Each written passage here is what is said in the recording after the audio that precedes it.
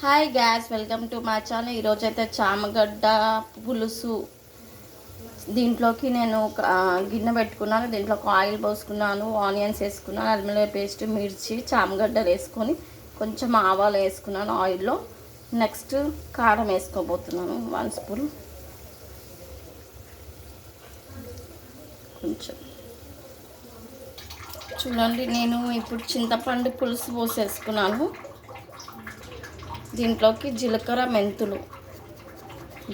మెంతులు వేస్తే చాలా బాగుంటుంది చామగడ్డ పులుసులో. ఇదిగోండి, చామగడ్డ మంచిగా ఉడుకుతుంది కదా. నేను ఇందాక జీలకర్ర మెంతులు వేసినాను, ఇప్పుడు ధనియాల పొడి పౌడర్ వేసాను.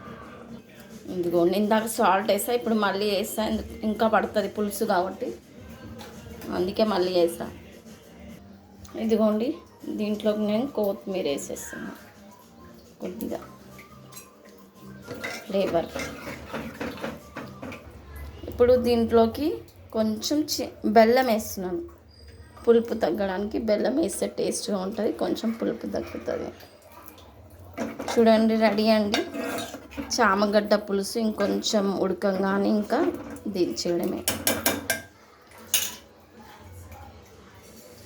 చూడండి, చక్కగా ఉడుకుతుంది. ఈరోజు లంచ్ వచ్చేసి చామగడ్డ పులుసు అండ్ ముద్దపప్పు. వావ్, కాంబినేషన్ అండి. ఇది పులుపు, ఇది కట్ట స్వీట్. ఇది పులుపు, ఇది కట్ట. ఈరోజు అయితే చాలా బాగుంది combination. Please like, share and subscribe. Thank you.